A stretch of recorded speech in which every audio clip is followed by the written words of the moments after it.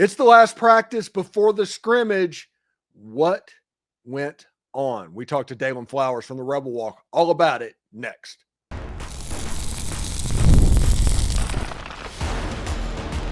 You are Locked On Ole Miss, your daily podcast on the Ole Miss Rebels. Part of the Locked On Podcast Network, your team every day.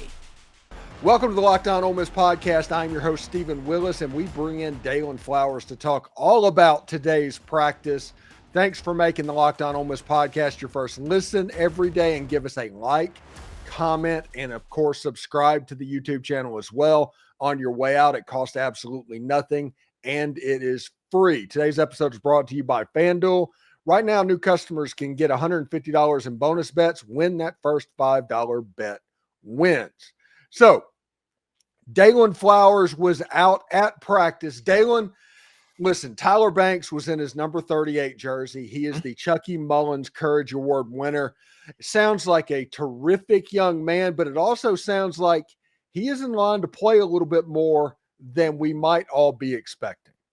Yeah, great story, man. It's one of those storybook journeys that he's been through. I actually got the chance to meet him. We both were freshmen at the same time, and we kind of met throughout that first opening week. Was a great guy then and still is. It just speaks with a lot of maturity. You can tell he comes from a great family and a great background. Spoke about his faith throughout today's pressers today and just how much God has meant to him and God has meant on his life. And I feel like there's no one really more deserving on this team than him. You know, it's kind of been talked about throughout the last couple of days since the announcement yesterday evening. Just about how much the intelligence and just the motivation that Tyler has worked on in terms of being here, not seeing the field and the role that I'm sure he wanted to when coming into this program as 2022, but sticking it out and understanding this was home and having a love for Ole Miss and for the Ole Miss brand. And it's a pure poet moment. You know, you don't see that happen too often, and you regardless of how good guys are, how bad guys are, most times you see guys that don't get that true opportunity to play how they want to, that they end up going somewhere to get a little bit more playing time. But Tyler Banks has stuck it around in Oxford and has truly built not only a great reputation as a player, but a great reputation as a human. And so I can't think of any other player to deserve the Chucky Mullins Award better than him. He showcased his throughout his years here in terms of being within the community and working hard to kind of uplift Oxford to kind of make it what it really is today. And he really speaks on that heavily. He spoke to the presser today as well, just talking about how important it was when he got here to introduce himself to people and have a great relationship and make connections so everyone knew who he was, and just being a kind person. And that's really, really important for somebody that's a D1 athlete that really doesn't have to go out his way to do certain things, but he does. So I'm really happy for Tyler Banks. He truly deserves this moment, and a guy that has continuously worked over the last few years to get to this moment. He's looked really, really good throughout the first 2 weeks of the viewing practices that the media has been allowed to see. He's been a guy that's been built since I first met him. He's always had some muscle on him. He's just continued to put that on over the years. But his role this year is definitely going to be seen. He's been more vocal this year than I saw in a moment for him last year, and throughout the few scrimmages I got to see last year. His run defense is something very similar to what you'll see to Chris Pupal Jr. That brought last year. The energy may not be the same, but his efficiency to get downhill and stop the running backs from getting upfield is very, very effective. So Tyler Banks has the opportunity to do some really, really big things this year, and I think his time has finally come for this moment to be something that he's not going to look back on, because I think if he can stay healthy, he can be a really key factor for Pete Golding's defense this year.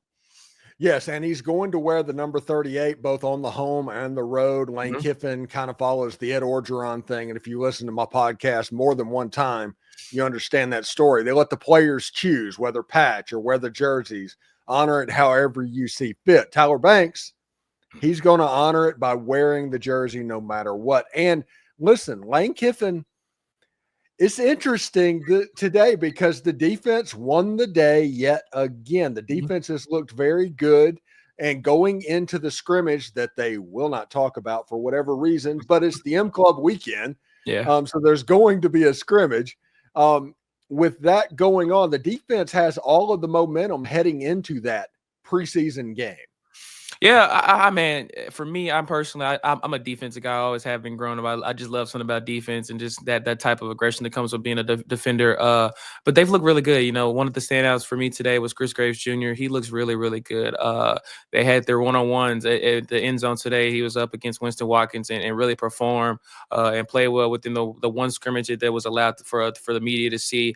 His energy was really fluid and radiant throughout the team today. I think he's going to be a really key factor for the Ole Miss secondary. And I think there are a lot of pieces that a lot of people may not know just because they're not familiar with, or guys that are new that have not got that much opportunity to play that are going to be really beneficial to this team. I think Kam Franklin, you don't know how big he really is until you see him. So I advise fans that have not been able to see Kam Franklin, when you see that number 5 on the defense lining up on the defensive line this year, know that that's Kam Franklin and know that he's about 6'5", 270, 275. He's a huge guy, but moves with lightning speed off the line of scrimmage, has great hands, and has really taken criticism well over the last 2 weeks. Every time I see coaches talking to him, he's nodding his head, yes, and just really attentive to when coaches are talking to him. So I'm really, really excited to see what Kam Franklin is going to be able to do this year. Another guy that is going to be a leader is Xzavian Harris, obviously a leader for this team that's been here for a few years. I think he's really been motivated throughout the offseason to just put some work in, study the playbook. I got a chance to talk to him after the first day and really just keep his mind on football and focus on being the best player he can be this year. And he also talked to me about he wants to get that Ole Miss blocking record. He wants to take the Ole Miss blocking record for field goal blocks of all time. So he's looking to do that this year. So there are many different pieces on this Ole Miss defense that I'm really proud of. TJ Daugherty as well has looked really, really good. He's taken a leadership role, and they put him in so many different situations, but he's excelled at every single situation that I watched him in throughout the first 2 weeks of fall camp. This Ole Miss defense, despite losing so much to the NFL in the past season, really, really looks like a shiny spot this year. Yeah, and couple of weeks ago, we did a video about Ricky Fletcher and started talking about that and all of the buzz happening with him. Chris Graves is coming on.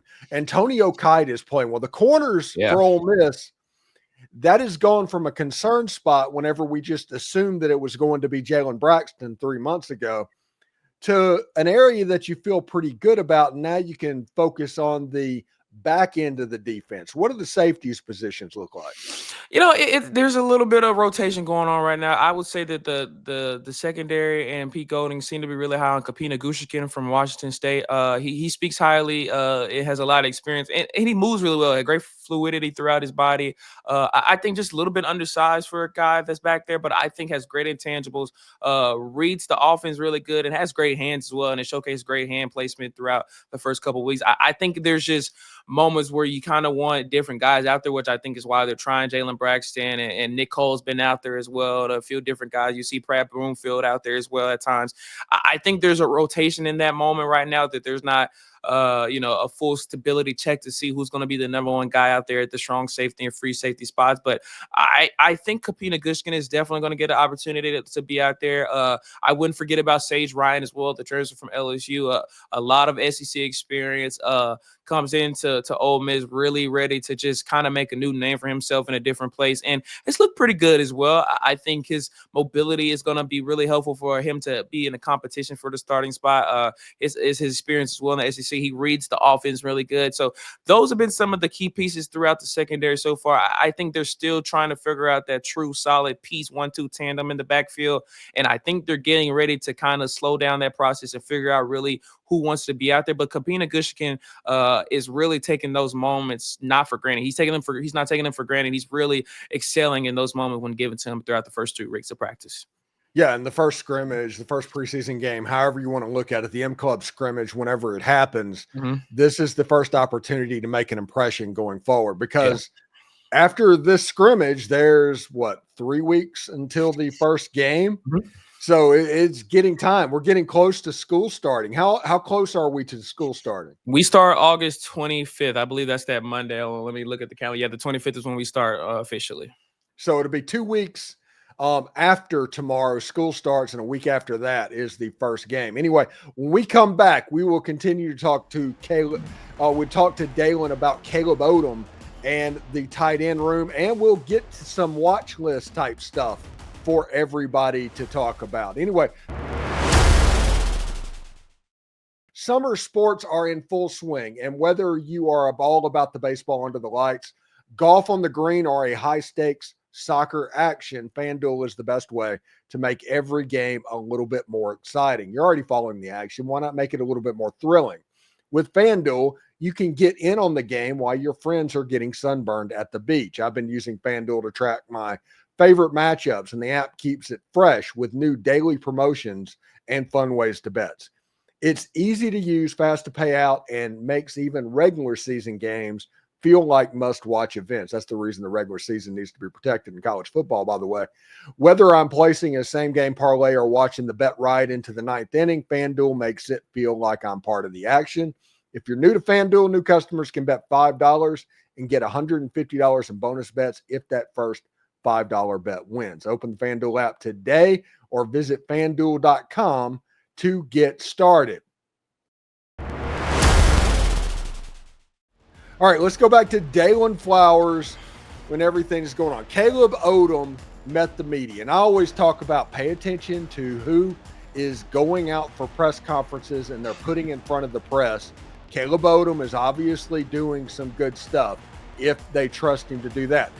Caleb Odom actually said today that Lane Kiffin was an offensive genius and is excellent at getting players in the position and the matchups they want. This is a matchup-based passing attack. But when you have two tight ends that are Mackey Award watch list members and Daquan Wright and Luke Haas, whenever then Caleb Odom, on the pass catcher at wide receiver, you have three Biletnikoff watch list guys in Deshaun Stribling, Caden Lee, and Harrison Wallace III, who had a very good day today, by the way. It is interesting with Caleb Odom trying to find his role in the pass catching department. Yeah, man, you know what, Caleb, just shout out to him. He's really, throughout the press conference today, watching him, and even in the spring when we got a chance to talk to him, you wouldn't expect this from a sophomore in college. He speaks with a lot of maturity, just a guy that really understands a lot more than you would think he would. I'm really proud of the way he's fit in with Ole Miss. He seems really a comfort at home in Oxford, and he's not rushing anything. Sometimes you find those guys that are trying to rush things before it's their time. And Caleb Odom right now is not rushing anything. And I think that benefits this Ole Miss team for the future and for the current present as well. I'm really excited to see what they're going to be able to do with him. I think he's willing and able to do whatever it takes to be within this offense and make this offense great. He said today that he was really has been focusing on the playbook and understanding what role, kind of needs this and what role needs this so he can do whatever the offense and what Charlie Wise Jr. asked him to do. I think that speaks to volumes of what makes guys good and what makes guys elite. And I think Caleb Odom, with that mindset, with the mindset that he already has in terms of getting better as a player, will allow him to be great in the college level, but also be really good at the professional level once he gets there. I'm really, really proud of the way he is just looked throughout the first 2 weeks of practice. That's a guy that you're proud to have on your team, no matter who you support. And I think Caleb Odom is going to be a really big X factor for the Ole Miss team whenever those moments come for him to be out there on the field. I think he has the tangibles to do a lot of different things really good. And it was something that I'm kind of correlating in my mind while saying that is, Pete Golden had a great interview with Sports Talk Mississippi, and he was just talking about different guys that when you look at recruiting, some guys look at guys that can't do certain things and they don't end up wanting those guys, while he kind of just looks at what they do good and kind of works on those things to make them better. And I see that with Caleb Odom. He does so many things good, and he's not rushing the process of things that he's not good. He's taking things one day at a time, just looking to get better every single day.